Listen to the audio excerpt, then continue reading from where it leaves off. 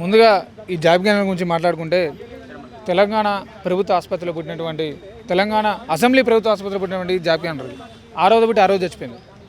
ఎందుకంటే మాకు సీఎం గారి మీద నమ్మకం లేదు కానీ డిప్యూటీ సీఎం గారి మీద నమ్మకం ఉంది. సరే వారు జాబ్ క్యాలెండర్ విడుదల చేశారు కాబట్టి ఉద్యోగ నోటిఫికేషన్ వస్తాయని చెప్పేసి కూడా నిరుద్యోగులు అందరం 1000 కళ్ళతో ఎదురు చూసినాం. కానీ ఇంతవరకు ఒక్క ఉద్యోగ నోటిఫికేషన్ కూడా రాలేదు. ఒకటంటే ఒకటి ఒక ఉద్యోగ నోటిఫికేషన్ ఇవ్వకపోగా మళ్ళీ వీళ్ళు ఆల్రెడీ మీద బహిరంగ సభలో మాట్లాడుతూ 70,000 ఉద్యోగాలు భర్తీ చేసినాం, 80,000 ఉద్యోగాలు భర్తీ చేసినాం, 60,000 ఉద్యోగాలు భర్తీ చేసినాం అని చెప్తా ఉన్నారు. ఈ నిరుద్యోగులందరికీ కూడా మాకు ఇబ్బందిగా ఉన్నది, తీవ్ర ఇబ్బంది పడుతూ ఉన్నాం. మీకు కనపడట్లేదా? డైలీ 2 రోజులు ఏదో ప్రోగ్రామ్ చేస్తూనే ఉన్నాం. ఉద్యమం చేయడమా, ధర్నా చేయడమా, దీక్ష చేయడం ఏదో ఒకటి చేస్తూనే ఉన్నాం. ఇంటెలిజెన్స్ రిపోర్ట్ మీకు లేదా? అయినా సీఎం గారికి మాత్రం తెలియదా? హైదరాబాద్లో ఏం జరుగుతుందని చెప్పేసి సీఎం కుట్టిన సీఎం గారి దగ్గర రిపోర్ట్ వెళ్తుంది. మా నిరుద్యోగుల బాధలందరూ సీఎం గారికి కూడా తెలుసు. ఆ రోజు సీఎంగా ప్రమాణ స్వీకారం చేసేటప్పుడు కూడా నిరుద్యోగులందరూ కష్టపడ్డారు. నిరుద్యోగులు లేకుంటే ఈరోజు కాంగ్రెస్ పార్టీ అధికారంలో ఉండేది కాదని చెప్పేసి కూడా స్వయాన సీఎం గారు వెల్లడించడం జరిగింది ఒక బహిరంగ సభలో.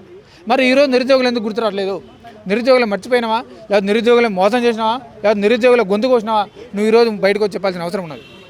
ఎందుకంటే ప్రతి ఒక్క నిరుద్యోగి కూడా ఎంత ఇబ్బంది పడతా ఉన్నారు. ఉద్యోగ నోటిఫికేషన్ లేకుండా మీరు చూడొచ్చు. చిక్కడపల్లి లైబ్రరీ కానీ దిల్సుఖ్నగర్ సిగ్నల్ దగ్గర కానీ 30 సంవత్సరాలు దాటిపోయిన ప్రతి ఒక్క నిరుద్యోగి కూడా ఓట్లేసి ఉద్యోగ నోటిఫికేషన్ వస్తాయని చెప్పి ఎదురు చూస్తున్నారు. కానీ ఏ ప్రభుత్వం వచ్చినా నిరుద్యోగి మాత్రం మోసపోతూ ఉన్నాడు. మీకు నమ్మకం లేదా? దయాకర్ గారు మాట్లాడిన హామీ ఇచ్చిన దాని మీద నమ్మకం లేదా? అంటే ఆ రోజు చిన్న ఎగ్జాంపుల్ చెప్తాను. దయాకర్ గారు వచ్చి పోయిన తర్వాతనే స్వయాన ఒక 2 మంత్రులు మళ్ళీ బహిరంగ సభలో మాట్లాడుతూ మన శ్రీధర్ బాబు గారు 70,000 ఉద్యోగాలు భర్తీ చేసిన చెప్పేసి వారు చెప్పడం జరిగింది. వివేక్ వెంకటస్వామి గారు వారు కూడా 70,000 ఉద్యోగాలు భర్తీ చేసిన చెప్పేసి వారు కూడా చెప్పడం జరిగింది. అంటే ఒక ఎమ్మెల్సీ వచ్చి పోయిన తర్వాతనే మళ్ళీ వీళ్ళు బహిరంగ సభలో చెప్పడం జరిగింది. అంటే స్వయాన మంత్రులే పచ్చబద్దాలు బహిరంగ సభలో చెప్తుంటే ఒక ఎమ్మెల్సీ మీద ఎట్లా నమ్మకం ఉంటుంది? నిరుద్యోగులు కొంతమంది చాలామంది కూడా ఇన్స్ట్రక్షన్ లాగా కూడా ఇవ్వడం జరిగింది. మీ మంత్రులకు సఖ్యత లేదు, అది ఇట్లాంటి ఒకరు 50,000 అంటారు, ఒకరు 60,000 అంటారు, ఒకరు 70,000 అంటారు, ఒక 1,00,000 అంటారు అని చెప్పేసి కూడా వాళ్ళకి సూచన కూడా చేయాలని చెప్పేసి కూడా చెప్పడం జరిగింది. నేను ఒకటే జరిగిన తర్వాతనే మళ్ళీ ఈ వ్యాఖ్యలు చేయడం జరిగింది. నేను ఒకటే సూటి ప్రశ్న చేస్తా ఉన్నా. ఏమనంటే 10 రోజులకు ఒకసారి క్యాబినెట్ మీటింగ్ అని చెప్పేసి పెట్టుకుంటారు. ఆ క్యాబినెట్ మీటింగ్లో చాయ్ తాగి బిస్కెట్లు తాగి ఒకరి ముఖం ఒకటి చూసుకుని బయటకు వస్తారా? లేదంటే మీరు ఏమైనా మన సమస్య గురించి చర్చిస్తారని నాకు అర్థం కాదు. ఎందుకంటే వీళ్ళు బయటకు వచ్చిన తర్వాత ఒకరు మాట్లాడే సఖ్యత ఉన్నాడు, పొంతన ఉండదు. ఒకరు 60,000 అంటారు, ఒక 70 అంటారు, ఒక 80 అంటారు, ఒక 1,00,000 అంటారు. ఒకరేమో ఆల్రెడీ చేతులు ఎత్తేస్తారు, ఆల్రెడీ 2 లక్షల ఉద్యోగాలు ఇచ్చినాం, కథం టాటా బై ఏం లేవు, ఆల్రెడీ ఇచ్చేసినాం అని చెప్పేసి అంటారు. అంటే మాకు ఉద్యోగాలు ఎక్కువ మేము ధర్నాలు చేస్తున్నావా?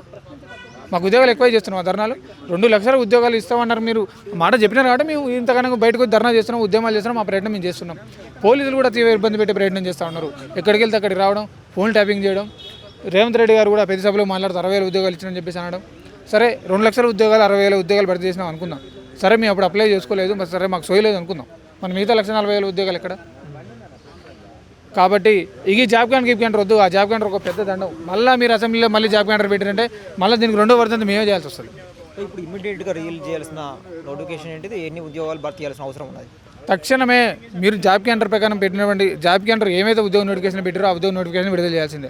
గ్రూప్స్ నోటిఫికేషన్ కానీ, ఎస్ఐ అండ్ కానిస్టేబుల్ నోటిఫికేషన్ కానీ, డిఎస్సి కానీ, పవర్ సెక్టర్ కానీ, ఫారెస్ట్ బీట్ ఆఫీసర్ కానీ, జీపీఓ నోటిఫికేషన్ కానీ, మీరు ఏమేమైతే ఉద్యోగ నోటిఫికేషన్ పెట్టారో ఆ ఉద్యోగ నోటిఫికేషన్లు అన్నీ కూడా తక్షణమే విడుదల చేయాలని చెప్పేసి కూడా మేము ప్రభుత్వాన్ని డిమాండ్ చేస్తూ ఉన్నాం. కార్యాచరణ ఏం చేయబోతా ఉన్నాం దానికి ప్రభుత్వం స్పందించే విధానం తర్వాత మా కార్యాచరణ గట్టిగానే ఉంటుంది. ఎందుకంటే నిరుద్యోగులు అందరం కూడా మండిపోయి ఉన్నాం, మా కడుపు కాలుతూ ఉంది.